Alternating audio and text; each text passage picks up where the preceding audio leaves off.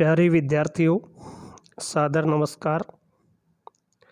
मैं मनोज कुमार मिश्रा, लेखक मिश्रा पब्लिकेशन, हमारे यूट्यूब चैनल मनोज मिश्रा परिश्रम सीखकर पर आपका हार्दिक अभिनंदन करता हूं।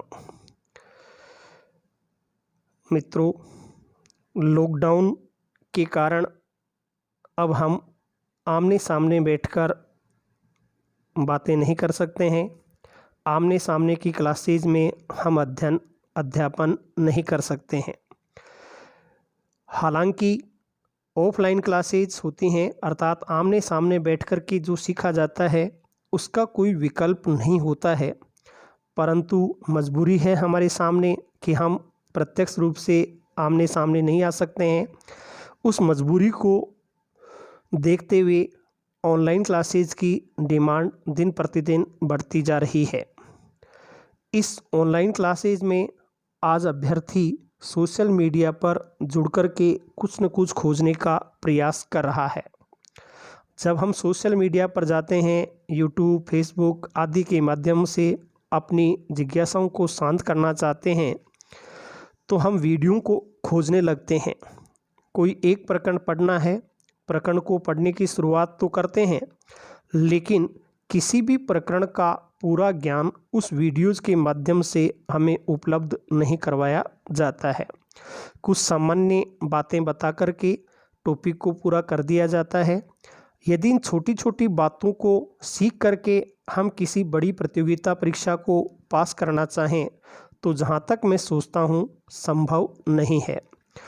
इस कमी की पूर्ति करने के लिए मैं कुछ प्रकरण लेकर के आपके सामने उपस्थित हो रहा हूँ।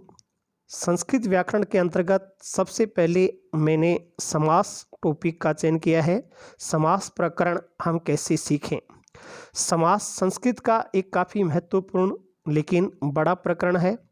एक ही वीडियो के माध्यम से यदि हम इसको सीख लेना चाहें तो संभव नहीं है। लगभग 10 से 15 घंटे की क्लासेज इसके लिए आवश्यक होती हैं। 10-15 घंटे में जाकर के हम समास के टॉपिक को समझते हैं, कुछ इसमें दक्षता प्राप्त कर सकते हैं। तो मैंने इस समास प्रकरण को लगभग 10 वीडियोज़ में संकलित किया है। 10 वीडियोज़ आपके सामने प्रस्तुत होंगे, जिनमें समास के पूरे प्रकरण का ज्ञान आपको उपलब्ध करवाया जाएगा। समास का आज पहला वीडियो लेकर के मैं उपस्थित हो रहा हूँ। यदि यह वीडियो आपको पसंद आए, अच्छा लगे, आपको ऐसा लगे कि इसमें हमें कुछ न कुछ सीखने को मिला है, तो मैं आपसे कहना चाहूँगा कि आप अपने मित्रों को, जानकारों को अधिक से अधिक इस वीडियो के बारे में सजेस्ट करें, इसको शेयर करें और उनको हमारे यूट्यूब चैनल को सब्सक्राइब करने के लिए कहें, जिससे अधिक से अधिक छात्रों का भला हो सके और अधिक से अधिक छात्र हमारे इस चैनल के माध्यम से समाज से संबंधित अपने ज्ञान को विकसित कर सकें। तो आइए दोस्तों, आज समास का पहला वीडियो हम पढ़ते हैं। समास क्या है, समास के भेद आदि क्या होते हैं, ये चीज़ें इस वीडियो के माध्यम से हमें सीखने को मिलेंगी। सबसे पहले हम लेते हैं कि समास शब्द बना कैसे है, समास शब्द की व्युत्पत्ति कैसे हुई है, इसका अर्थ क्या होता है। देखिए, समास शब्द में सम तो उपसर्ग है, अस धातु है और घय प्रत्यय होता है। सम उपसर्ग प्लस अस धातु प्लस घय प्रत्यय, इनके योग से समास शब्द बना है। यदि हम अस धातु में घय प्रत्यय जोड़ते हैं तो आस शब्द बनता है। इस प्रकार से देखा जाए तो समास शब्द सम प्लस आस के योग से बना हुआ माना जा सकता है। सम प्लस आस के योग से समास शब्द बना है। अब यहाँ हम देखें कि सम का अर्थ क्या होता है, तो सम का शाब्दिक अर्थ होता है समीप या निकट, और आस का अर्थ क्या है, तो आस का शाब्दिक अर्थ अपन लें तो वो होता है बैठना। इस आधार पर कहा जा सकता है कि दो या दो से अधिक पदों का समीप आकर बैठ जाना या आपस में मिल जाना ही समास कहलाता है। तो दो पद, दो से अधिक पद जब आपस में मिलते हैं उसे हम समास कहते हैं। अब चलते हैं समास की परिभाषा क्या है, या व्याकरण ग्रंथों में समास का सही अर्थ क्या है, समास का व्याकरण सम्मत अर्थ क्या होता है। तो व्याकरण ग्रंथ जब हम पढ़ते हैं, व्याकरण ग्रंथों में समास की परिभाषा को स्पष्ट करने के लिए अनेक सूत्र लिखे गए हैं, जिनमें से 3 प्रमुख सूत्र हम यहाँ लेते हैं। पहला सूत्र आता है समास का, सैमसनम समास है, सैमसनम समास है। दूसरा सूत्र देखें तो दूसरा सूत्र है अनेक पदानाम एक पदी भवनम समास है, अनेक पदानाम एक पदी भवनम समास है। इसी प्रकार से तीसरा सूत्र देखें तो तीसरा सूत्र है परस्पर अन्वितानाम पदानाम एकत्रीकरणम समास है, परस्पर अन्वितानाम पदानाम एकत्रीकरणम समास है। अब इन तीनों सूत्रों में भी देखें तो सैमसनम समास ही समास की परिभाषा का सबसे प्रमुख सूत्र माना जाता है। इस सूत्र के अनुसार देखें तो समास का सही व्याकरणिक अर्थ क्या होता है, वो अर्थ है संक्षिप्त करना। अर्थात किसी भी बड़े कथन को यदि छोटे कथन के रूप में प्रस्तुत कर दिया जाता है तो उसे हम समास कह सकते हैं। जैसे बड़े कथन क्या है, छोटे कथन क्या है, तो एक कथन आता है वीणा पाणौ यस्याः सा, ये बड़ा कथन है। इसको संक्षिप्त करना चाहें तो होगा वीणा पाणिः, वीणा पाणौ यस्याः सा को संक्षिप्त किया वीणा पाणिः। इसी प्रकार से एक बड़ा कथन है चक्रम पाणौ यस्य सः, चक्रम पाणौ यस्य सः, इसको संक्षिप्त करेंगे तो पद बनेगा चक्र पाणिः, ये बड़ी से छोटा हो गया। इसी प्रकार देखें एक बड़ा कथन है मक्षिकाणाम अभाव है, मक्षिकाणाम अभाव है, इसको छोटा बनाएं तो बनता है निर्मक्षिकम, निर्मक्षिकम। फिर देखें तो एक उदाहरण आता है गंगायाः समीपम, एक बड़ा सा कथन है, इसको हम छोटा कर दें तो उपगंगम, ये पद बन जाता है। कहने का भाव अपना यही है कि किसी भी बड़े कथन को यदि छोटे कथन के रूप में हम प्रस्तुत कर देते हैं, अनेक पदों को आपस में मिला देते हैं, तो वह प्रक्रिया ही समास कहलाती है। संक्षिप्तीकरण की प्रक्रिया को हम समास कहते हैं। अब समास में आता है समस्त पद क्या होता है, समास विग्रह क्या होता है। तो देखिए समस्त पद और समास विग्रह के बारे में हम पढ़ें तो जब भी हम समास पढ़ते हैं तो दो या दो से अधिक पदों को आपस में मिला देना समास कहलाता है, और उस समास को ही समस्त पद के नाम से भी पुकारा जाता है। पदों को आपस में मिलाना समास या समस्त पद कहलाता है। और जो पद मिले हुए हैं, आपस में मिले हुए पदों को यदि हम अलग अलग कर देते हैं तो उनको अलग अलग कर देना समास विग्रह के नाम से पुकारा जाता है। अब अलग अलग करना समास विग्रह कहलाता है। तो ये समास विग्रह कितने प्रकार के होते हैं, यदि हमसे पूछ लिया जाता है समास विग्रह कितने प्रकार के होते हैं, तो समास विग्रह प्रमुखतः 2 प्रकार के माने जाते हैं। पहला है लौकिक विग्रह, पहला भेद होता है लौकिक विग्रह, और दूसरा भेद होता है अलौकिक विग्रह। विग्रह 2 प्रकार के हो गए, एक लौकिक विग्रह और एक अलौकिक विग्रह। अब हम चलते हैं लौकिक विग्रह किसे कहा जाता है, लौकिक विग्रह क्या है। तो लोक में प्रचलित विग्रह जो समस्त पद के अर्थ के अनुसार वाक्य रूप में किया जाता है वह लौकिक विग्रह कहलाता है।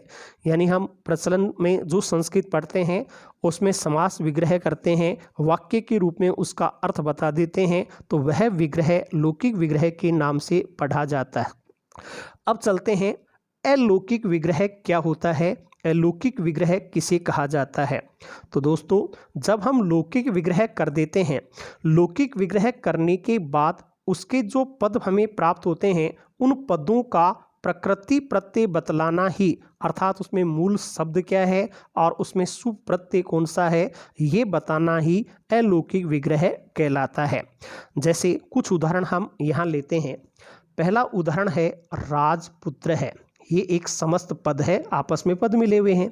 इसका जब हम लौकिक भाषा में अर्थ बताते हैं तो अर्थ होता है राज्ञ है, पुत्र है। राजा का पुत्र राजपुत्र है कहलाता है, तो ये राज्ञ है, पुत्र है, लौकिक विग्रह हो गया। अब इसका अलौकिक विग्रह करना चाहें तो राज्ञ है शब्द षष्ठी विभक्ति एक वचन का रूप है। षष्ठी विभक्ति एक वचन में इसमें देखें तो राजन मूल शब्द है और गस प्रत्यय जुड़ा हुआ है। इसी प्रकार पुत्र है, प्रथमा विभक्ति एक वचन का पद है, तो इसमें मूल शब्द हो गया पुत्र और प्रत्यय हुआ सु। तो इस तरीके से जो अलौकिक विग्रह किया गया है उसमें हम मूल शब्द और शुभ प्रत्यय कौन सा है इसको बताने का प्रयास करते हैं। इसी प्रकार से देखा जाए तो अगला है हस्तलिखितम, इसमें पद मिले हुए हैं तो ये समस्त पद हुआ। अब इसका लौकिक भाषा में अपन अर्थ करना चाहें तो लौकिक अर्थ होता है हस्तेन लिखितम, हस्त के द्वारा लिखित। और इसी को अलौकिक विग्रह में बदलना चाहें तो हस्तेन तृतीया विभक्ति एक वचन का पद है, मूल शब्द हो गया हस्त और सुप्रत्यय हुआ टा। इसी प्रकार लिखितम नपुंसक लिंग में प्रथमा विभक्ति एक वचन का रूप है, तो इसमें मूल शब्द हुआ लिखित और प्रत्यय हुआ सु। तो ये प्रकृति प्रत्यय बताना ही अलौकिक विग्रह हो गया। ऐसे ही आप देख सकते हैं निर्मक्षिकम, ये समस्त पद हुआ। इसका लौकिक विग्रह होगा मक्षिकाणाम अभाव है। और अलौकिक विग्रह करना चाहें तो मक्षिकाणाम षष्ठी बहुवचन का रूप है, जिसमें मूल शब्द है मक्षिका और सुप्रत्यय हो गया आम। और अभाव अव्ययीभाव समास में निर उपसर्ग का अर्थ होता है, तो अभाव के स्थान पर उसका उपसर्ग निर जोड़ दिया गया है, ये इसका अलौकिक विग्रह होगा। इसी प्रकार दुर्यवनम, इसका लौकिक विग्रह करेंगे तो होगा यवनानाम वृद्धि ही, यवनों की वृद्धि, यवनानाम वृद्धि लौकिक विग्रह है। और अलौकिक विग्रह में बदलना चाहें तो यवन शब्द में आम प्रत्यय जुड़ा हुआ है और वृद्धि अर्थ में दुर अव्यय प्रयुक्त होता है, तो दुर को आगे जोड़ दिया गया है। इसी प्रकार बहुव्रीहि समास का उदाहरण है वीणा पाणी ही, इसका लौकिक विग्रह हम करते हैं तो होता है वीणा पाणौ यस्याः सा, वीणा है पानी में जिसके वह, ये इसका लौकिक अर्थ है तो लौकिक विग्रह हुआ।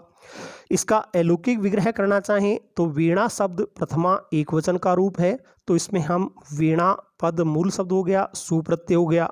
पाणव सप्तमी एक वचन का रूप है, तो इसका मूल शब्द है पाणिन और सप्तमी एक वचन में आने वाला सुप्रत्यय है गी। तो इस तरीके से मूल शब्द के साथ प्रत्यय जोड़ करके सुप्रत्यय जोड़ करके अलौकिक विग्रह कर दिया जाता है। इसी विग्रह में एक नाम और आता है अस्वपद विग्रह एवं नित्य समास, कि अस्वपद विग्रह क्या होता है और नित्य समास क्या होता है। दोस्तों, किसी भी समस्त पद का जब हम समास विग्रह करते हैं तो सामान्यतः मूल शब्द को लिखना आवश्यक होता है, लेकिन कुछ पद अपने सामने ऐसे भी आ जाते हैं जिनका विग्रह कार्य करते समय मूल शब्द को नहीं लिखा जाता। मूल शब्द के स्थान पर उसके अर्थ या भाव के अनुसार, अर्थ या भाव है उसके अनुसार कोई अन्य शब्द लिख दिया जाता है।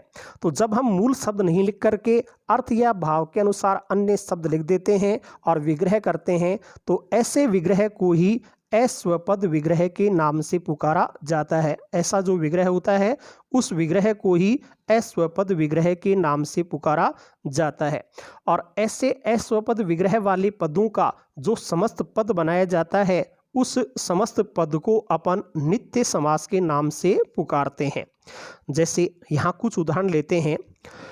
द्विजार्थ है एक पद है, इसका हम विग्रह करेंगे तो विग्रह होगा द्विजाय अयम।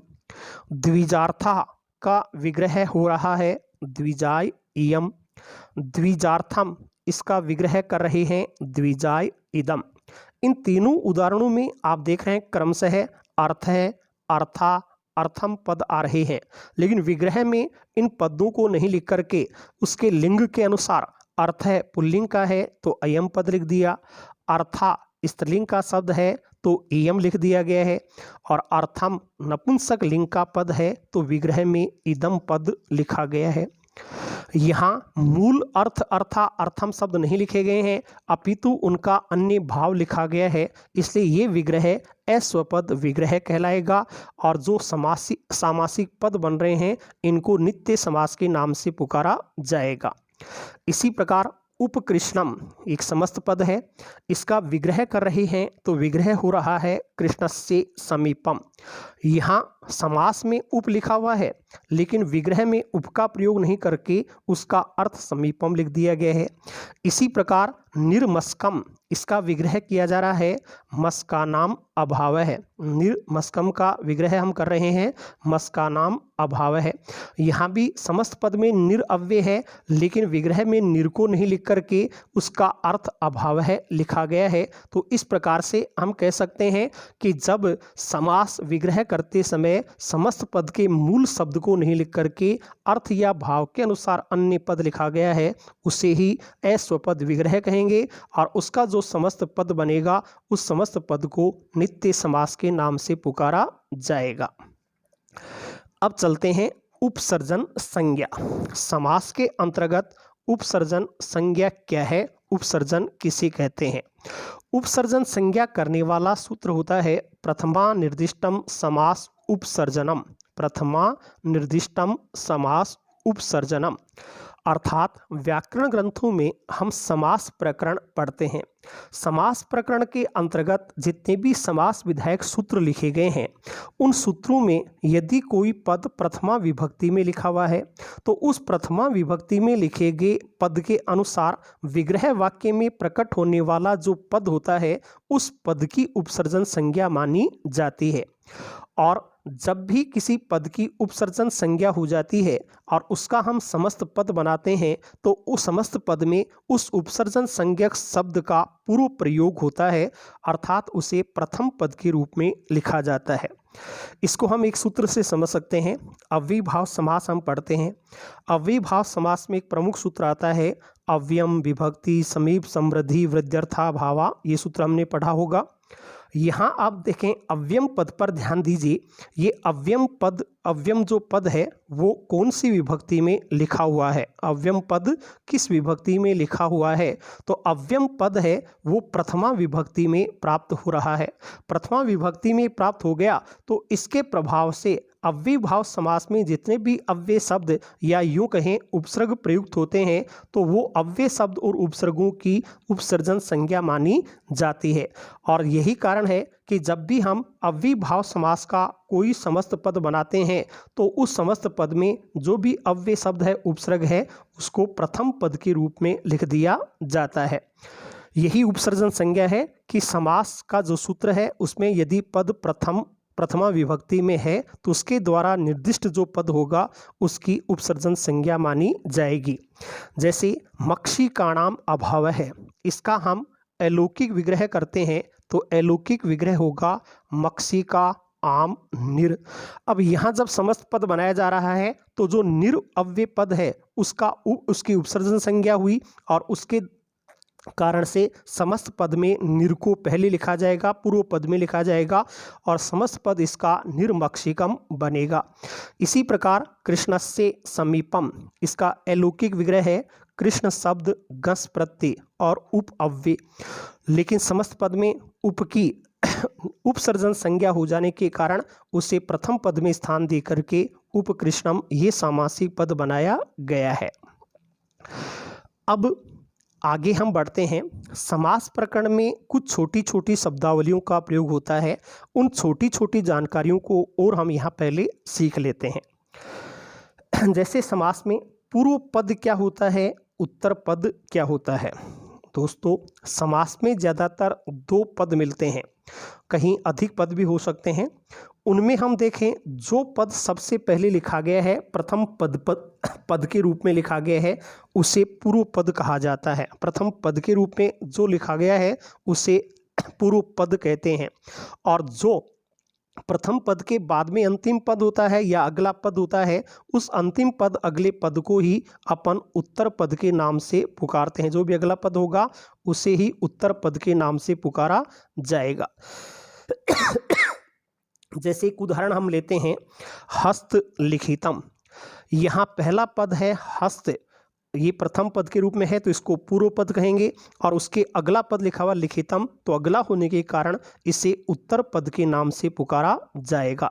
तो जो भी प्रथम पद होता है वो पूर्व पद कहलाता है, और जो दूसरा पद होता है उसे उत्तर पद के नाम से पुकारा जाता है। अब चलते हैं प्रातिपदिक संज्ञा क्या है। प्रातिपदिक संज्ञा करने वाला सूत्र होता है कृतद्धित समासाश्च। यह सूत्र कहता है कि कृत प्रत्ययान्त पद, तद्धित प्रत्ययान्त पद एवं सामासिक पद की प्रातिपदिक संज्ञा होती है।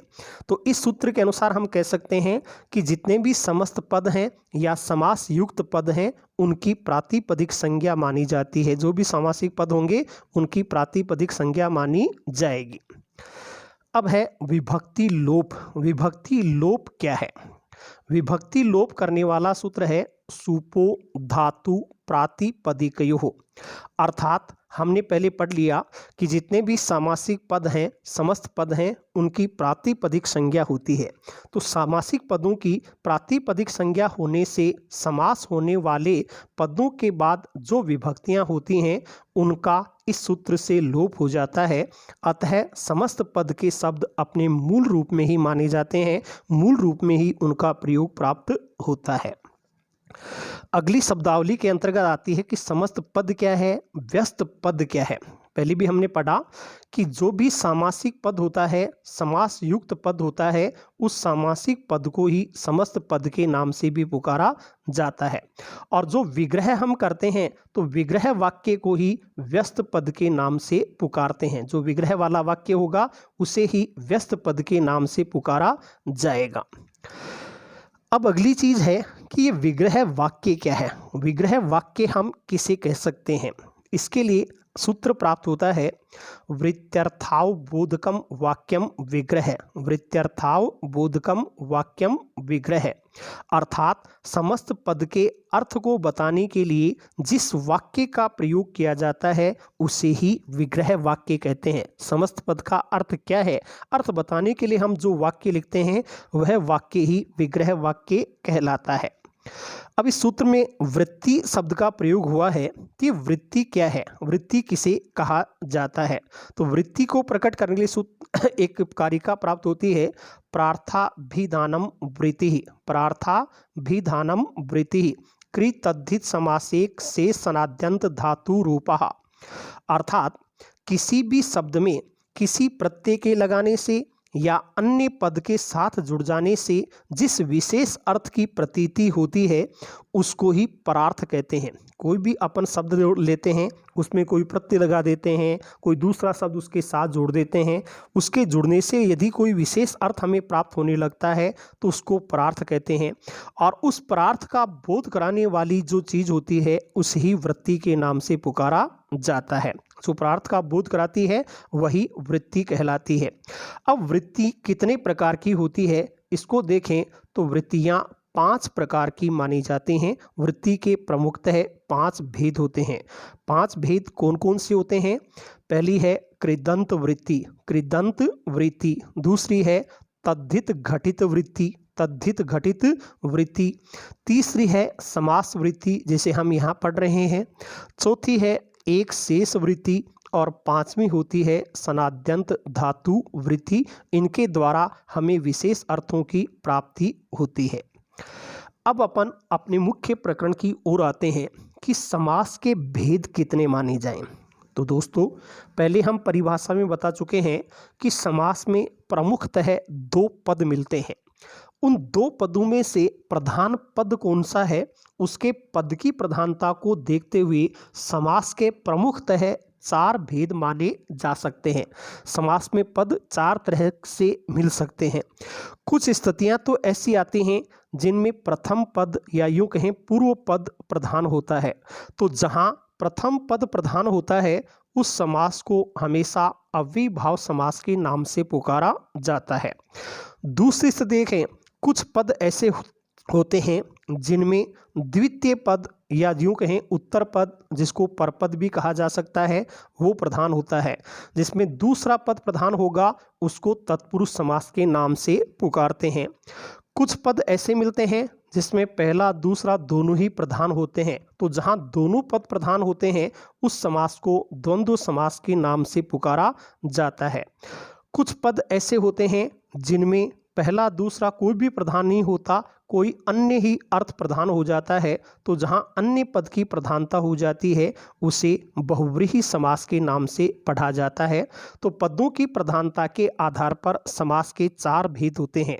प्रथम पद या पूर्व पद प्रधान समास जिसको अव्ययीभाव कहते हैं, द्वितीय पद या उत्तर पद या पर पद प्रधान समास जो तत्पुरुष समास कहलाता है, तीसरा उभय पद प्रधान समास जो द्वंद्व समास के नाम से पढ़ा जाता है, और चौथा अन्य पद प्रधान समास जो बहुव्रीहि समास के नाम से पढ़ा जाता है।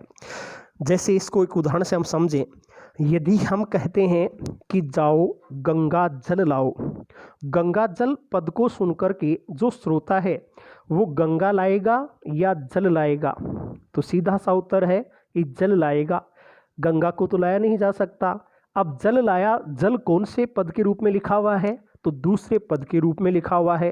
तो यहाँ द्वितीय पद जल की प्रधानता हुई। तो आपसे कभी पूछ लिया जाए कि बताओ गंगा जल पद में कौन सा समास होगा, तो सीधा सा उत्तर है द्वितीय पद प्रधान होने के कारण इसमें तत्पुरुष समास माना जाएगा।